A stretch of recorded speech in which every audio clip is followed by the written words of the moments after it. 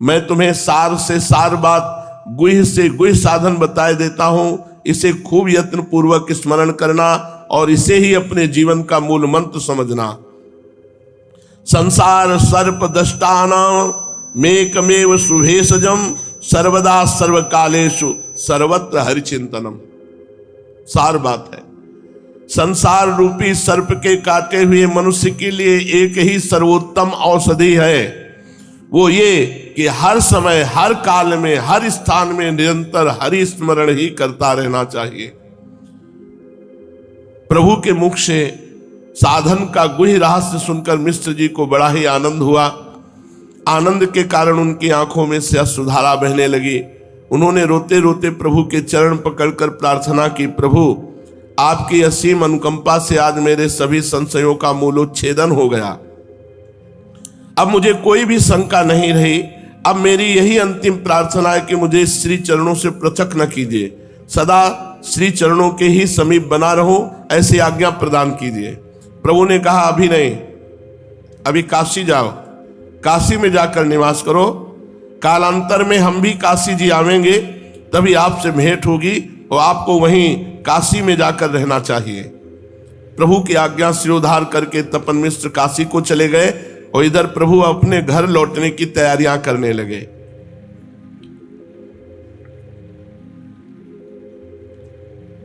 बड़े बड़े महापुरुषों के जीवन में बड़े बड़े दुख आए हैं। अब जब कुछ धन और कुछ भोग सामग्री लेकर लौटे महाप्रभु,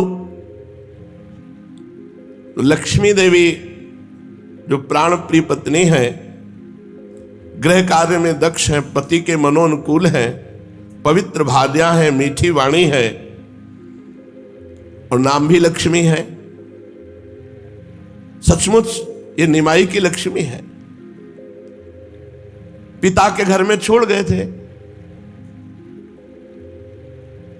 अब भगवान का ऐसा कि इनके हृदय में कह नहीं पाई थी, लेकिन पति के वियोग का बहुत प्रभाव पड़ा। जाते समय निमाई कह गए थे कि दुखी होने की बात नहीं है, मैं जा रहा हूं, शीघ्र लौट कर आऊंगा, कोई बहुत दिनों के लिए थोड़ी जा रहा हूं। लेकिन शायद वियोग इसलिए था कि लक्ष्मी देवी को महाप्रभु का दोबारा दर्शन नहीं होना था। जब महाप्रभु लौट के आए तो पता चला लक्ष्मी देवी के प्राण छूट गए। अभी तो नया विवाह हुआ था। लक्ष्मी देवी पति के वियोग में खिन्न चित्त से दिन गिनने लगी।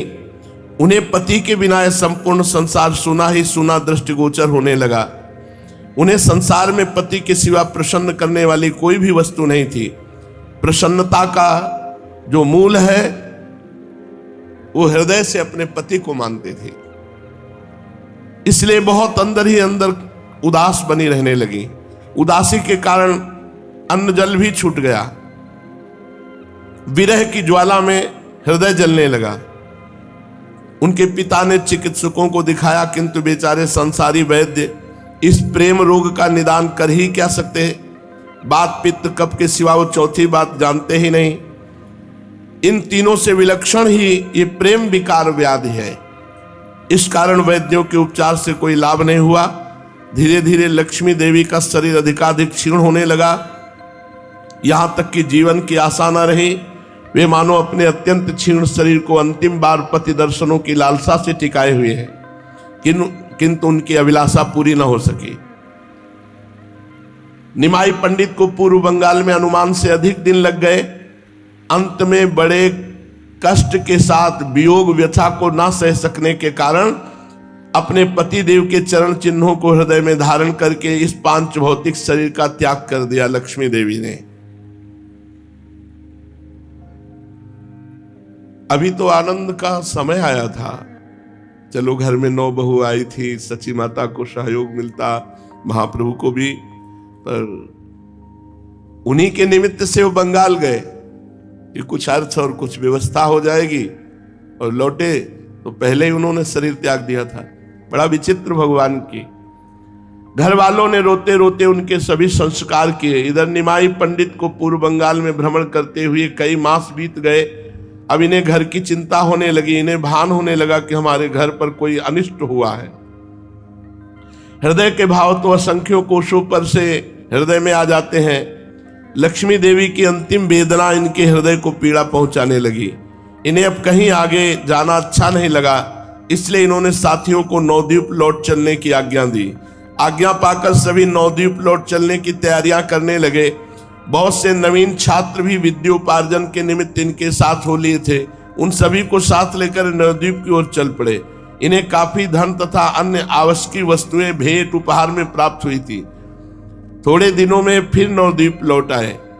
इनके आगमन का समाचार बिजली की तरह नगर में फैल गया। इनके इष्ट मित्र, स्नेही तथा पुराने छात्र दर्शनों के लिए इनके घर पर आने लगे। ये सभी से यथोचित प्रेम पूर्वक मिले। सभी ने यात्रा के कुशल समाचार पूछे। इन्होंने सबसे पहले अपनी माता के चरणों को स्पर्श किया। माता का चेहरा मुरझाया हुआ था। वे पुत्र वधू के वियोग और पुत्र की चिंता के कारण अत्यंत दुखी सी मालूम पड़ती थी। चिरकाल के बिछड़े हुए अपने प्रिय पुत्र को पाकर माता के सुख का वारा पार न रहा। गौ जिस प्रकार बिछड़े हुए बछड़े को पाकर उसे प्रेम से चाटने लगती है, उसी प्रकार माता निमाई के युवा शरीर के ऊपर अपना शीतल और कोमल कर कमल फिराने लगी। उनकी आंखों से निरंतर प्रेमाश्रु निकल रहे थे। निमाई ने हंसते हुए पूछा, अम्मा सब कुशल है ना? मुझे अनुमान भी नहीं था कि इतने दिन लग जाएंगे। तुम्हें पीछे कोई कष्ट तो नहीं हुआ? पुत्र के ऐसा पूछने पर माता चुप हो रही। तब किसी दूसरी स्त्री ने बताया कि लक्ष्मी देवी का परलोक गमन हो गया है। सुनते ही महाप्रभु के चेहरे पर दुख, संताप और वियोग के भाव प्रकट होने लगे। माता और भी जोरों के साथ रुदन करने लगी।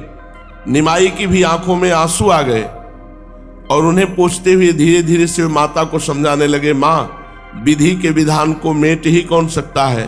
जो भाग्य में बदा होगा वो तो अवश्य ही होकर रहेगा। इतने ही दिनों तक तुम्हारी पुत्र वधू का तुमसे संयोग बदा था, इस बात को कौन जानता था? माता ने रोते रोते कहा, बेटा अंतिम समय में भी वो तेरे आने की ही बात पूछ रही थी। ऐसी बहू अब मुझे नहीं मिलेगी, वो साक्षात लक्ष्मी ही थी। निमाई ये सुनकर चुप हो गए। माता फिर बड़े जोरों से रोने लगी। इस पर प्रभु ने कुछ देर जोर देकर कहा, अम्मा अब चाहे तू कितना भी रोती रहे, तेरी पुत्र वधू तो अब लौट कर आने की नहीं, वो लौटने के लिए नहीं गई है। अब तो धैर्य धारण करने से ही काम चलेगा। पुत्र के ऐसे समझाने पर माता ने धैर्य धारण करके अपने आंसू पोंछे और निमाई को स्नान आदि करने के लिए कहा। फिर स्वयं उनके लिए भोजन बनाने में लग गई। भोजन से निवृत्त होकर निमाई पंडित अपने इष्ट मित्रों के साथ पूर्व बंगाल की यात्रा संबंधी बहुत सी बातें करने लगे और फिर पूर्व की भांति पाठशाला में जाकर पढ़ाने लगे। भगवत दत्त प्रतिभा भी एक अलौकिक वस्तु है। पता नहीं किस मनुष्य में कब और कैसी प्रतिभा प्रस्फुटित हो उठे। अच्छे गायकों को देखा है, वे पद को सुनते सुनते ही कंठस्थ कर लेते हैं। सुयोग्य गायकों को दूसरी बार पद्य को पढ़ने की आवश्यकता नहीं होती, एक बार के सुनने पर ही उन्हें याद हो जाता है। किसी को जन्म से ही ताल, स्वर और राग रागिनियों का ज्ञान होता है और वो अल्प वय में अच्छे अच्छे धुरंधरों को अपने गायन से आश्चर्यान्वित बना देता है। कोई कवि होकर ही माता के गर्भ से उत्पन्न होते हैं। जहां वे बोलने लगे कि उनकी वाणी से कविता ही निकलने लगती है। कोई अनपढ़ होने पर भी ऐसे सुंदर वक्ता होते हैं कि अच्छे अच्छे शास्त्री और महामहोपाध्याय उनके व्याख्यान को सुनकर चकित हो जाते हैं। ये सब भगवत दत्त शक्तियां हैं। इन्हें कोई परिश्रम करके प्राप्त करना चाहे तो असंभव है। ये सब प्रतिभा के चमत्कार हैं और ये प्रतिभा पुरुष के जन्म के साथ ही आती है। काल पाकर वो प्रस्फुटित होने लगती है। बहुत से विद्वानों को देखा गया है, वे सभी शास्त्रों के धुरंधर विद्वान हैं, किंतु सभा में वे एक अक्षर भी नहीं बोल सकते। इसके विपरीत बहुत से ऐसे भी होते हैं जिन्होंने शास्त्रीय विषय तो बहुत कम देखा है, किंतु इतने प्रत्युत्पन्न मति होते हैं कि प्रश्न करते ही झट उसका उत्तर दे देते हैं। किसी भी विषय के प्रश्न पर उन्हें सोचना नहीं पड़ता। जो प्रश्न सुनते ही ऐसा युक्ति युक्त उत्तर देते हैं कि सभा के सभी सभासद वाह वाह करने लगते हैं। इसी का नाम सभा पांडित्य है। पहले जमाने में पंडित के माने ही बावदूक, वक्ता या व्याख्यान पटु किए जाते थे, जिसकी वाणी में आकर्षण नहीं, जिसके प्रश्न के सुनने पर सोचना पड़ता है, जो तत्क्षण बात का उत्तर नहीं दे सकता, जिसे सभा में बोलने से संकोच होता है, वो पंडित ही नहीं है। सभा में ऐसे पंडितों की प्रशंसा नहीं होती। पांडित्य पने की कीर्ति के वे ही अधिकारी नहीं समझे जाते जो तत्काल उत्तर न दे सके। वे तो पुस्तक जंतु हैं जो केवल पन्ने पलटते रहते हैं और सभा में उत्तर नहीं दे पाते। आज से कई शताब्दी पूर्व इस देश में संस्कृत साहित्य का अच्छा प्रचार था। राज्यसभाओं में बड़े बड़े पंडित रखे जाते थे, उन्हें समय समय पर यथेष्ट धन पारितोषिक के रूप में दिया जाता था। दूर दूर से विद्वान सभाओं में शास्त्रार्थ करने आते थे। राज्यसभाओं की ओर से उनका सम्मान किया जाता था। पंडितों का शास्त्रार्थ सुनना उन दिनों राजा या धनिकों का एक आवश्यक मनोरंजन समझा जाता था। जो बोलने में अत्यंत पटु होते थे, जिन्हें अपनी वक्तत्व शक्ति के साथ शास्त्रीय ज्ञान का भी पूर्ण अभिमान होता था, वे संपूर्ण देश में दिग्विजयी के नाम से प्रसिद्ध होते थे। ऐसे पंडितों को किसी राजा या धनी का आश्रय होता था। उनके साथ बहुत से और पंडित, घोड़े, हाथी तथा और बहुत से राजसी ठाठ होते थे। वे विद्या के प्रसिद्ध केंद्र स्थानों में जाते और वहां जाकर डंके की चोट के साथ मुनादी कराते कि जिसे अपने पांडित्य का अभिमान हो वो हमसे आकर शास्त्रार्थ करे। यदि वो हमें शास्त्रार्थ में परास्त कर देगा तो हम अपना सब धन छोड़कर लौट जाएंगे, और वे हमें परास्त न कर सके तो हम समझेंगे हमने यहाँ के सभी विद्वानों पर विजय प्राप्त कर ली। यदि किसी की हमसे शास्त्रार्थ करने की हिम्मत न हो तो हमें इस नगर के सभी पंडित मिलकर अपने हस्ताक्षरों सहित विजय पत्र लिख दे, हम शास्त्रार्थ किए बिना ही लौट जाएंगे। उनकी ऐसी मुनादी को सुनकर कहीं के विद्वान तो मिलकर शास्त्रार्थ करते और कहीं के विजय पत्र भी लिख देते। कहीं कहीं विद्वान उपेक्षा करके चुप भी हो जाते। दिग्विजयी पंडित अपनी विजय का डंका पीट कर दूसरी जगह चले जाते। धनी मानी सज्जन ऐसे लोगों का खूब आदर करते थे और उन्हें यथेष्ट द्रव्य भी भेंट में देते थे। इस प्रकार प्रायः सदा ही बड़े बड़े शहरों में दिग्विजयी पंडितों की धूम मची रहती। चैतन्य देव के समय में 4-5 दिग्विजयी पंडितों का उल्लेख मिलता है। आजकल ये प्रथा बहुत कम हो गई है, किंतु फिर भी दिग्विजयी आजकल भी दिग्विजय करते देखे गए हैं।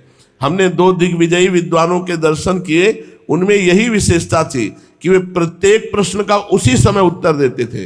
एक दिग्विजयी आचार्य की तो काशी जी में एक विद्यार्थी ने परास्त किया था। वो विद्यार्थी हमारे साथ पाठ सुनता था। बस उसमें ये विशेषता थी कि वो धारा प्रवाह संस्कृत बड़ी उत्तम बोलता था। दिग्विजय के लिए वाक पटुता की अत्यंत आवश्यकता है। पांडित्य की शोभा तब और अब भी वाक पटुता ही समझी जाती है।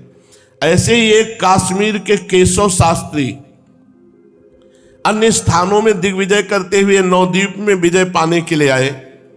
उन दिनों नवद्वीप विद्या का और विशेषकर नव्य न्याय का प्रधान केंद्र समझा जाता था।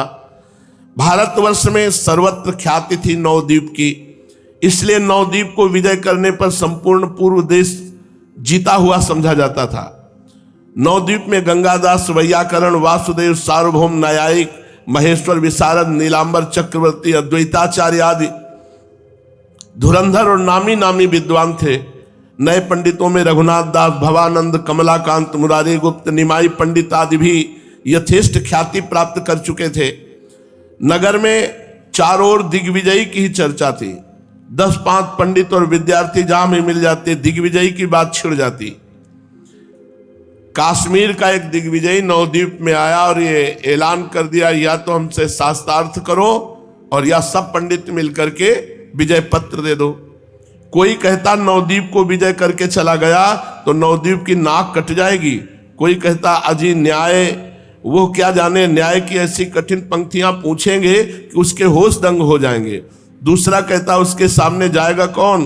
बड़े बड़े पंडित तो गद्दी छोड़कर सभाओं में जाना ही पसंद नहीं करते। इस प्रकार जिसकी समझ में जो आता वैसे ही बात कहता। बड़े बड़े विद्वान सभाओं में शास्त्रार्थ नहीं करते। कुछ तो पढ़ाने के सिवा शास्त्रार्थ करना जानते ही नहीं। कुछ विद्वान होने पर शास्त्रार्थ भी कर लेते, किंतु उनमें चालाकी, धूर्तता, बात को उड़ा देने की विद्या नहीं होती। इसलिए चारों ओर घूम घूम कर दिग्विजय करने वाले जो वाक्पटु हैं उनसे लोग घबराते थे। कुछ अपनी इज्जत प्रतिष्ठा के डर से शास्त्रार्थ नहीं करते कि यदि हार गए तो लोगों में बड़ी बदनामी होगी, इसलिए बड़े बड़े गंभीर विद्वान ऐसे कामों से उदासीन ही रहते। विद्यार्थियों ने जाकर निमाई पंडित से बात कही कि कश्मीर से एक दिग्विजयी पंडित आया है, उसके साथ बहुत से हाथी घोड़े तथा विद्वान पंडित भी हैं। उनका कहना है कि नदिया के विद्वान या तो हमसे शास्त्रार्थ करें, नहीं तो विजय पत्र में अपनी हार के दस्तखत कर दें। वैसे शास्त्रार्थ करने के लिए तो बहुत पंडित तैयार है, किंतु सुनते हैं उस दिग्विजयी को सरस्वती सिद्ध है। शास्त्रार्थ के समय सरस्वती उनके कंठ में बैठकर शास्त्रार्थ करती है, इसी से वे संपूर्ण भारत को विजय करके आए हैं। सरस्वती के साथ भला कौन शास्त्रार्थ कर सकता है? इसलिए उन्हें बड़ा भारी अभिमान है। वे अभिमान में बार बार कहते हैं, मुझे शास्त्रार्थ में पराजय करने वाला पृथ्वी में पैदा ही नहीं हुआ। इसलिए नदिया के नवद्वीप के सभी विद्वान डर रहे हैं। विद्यार्थियों की बात सुनकर के निमाई पंडित ने कहा, चाहे किसी का भी वरदान प्राप्त क्यों न हो, अभिमानी का अभिमान तो भगवान अवश्य चूर्ण करते हैं। भगवान का नाम ही है मदहारी, वे अभिमान ही का तो आहार करते हैं। रावण, वेण, नरकासुर, भस्मासुर सभी ने घोर तपस्या करके ब्रह्मा जी और शंकर जी से बड़े बड़े वर प्राप्त किए। दर्पहारी भगवान ने उनके भी दर्प को चूर्ण कर दिया। अभिमान करने से बड़े बड़े पतित हो जाते हैं, फिर दिग्विजयी पंडित क्या चीज है। इस प्रकार आप विद्यार्थियों से कह के गंगा किनारे चले गए। वहां जाकर नित्य गंगा में जल विहार किया और अपने साथियों के साथ बैठकर शास्त्र चर्चा करने लगे। इन्होंने दिग्विजयी के संबंध में छात्रों से पता लगाया कि वो क्या क्या करता है, एकांत में गंगा जी पर आता है या नहीं, यदि आता है तो किस घाट पर और किस समय। पता चला कि अमुक घाट पर संध्या के समय दिग्विजयी नित्य आकर बैठता है। निमाई उसी घाट पर अपने विद्यार्थियों के साथ जाने लगे। महामहिम निमाई पंडित एकांत में दिग्विजयी पंडित के साथ वार्तालाप करना चाहते थे। वे भरी सभा में उस मानी और वयोवृद्ध पंडित की हंसी करना ठीक नहीं समझते थे।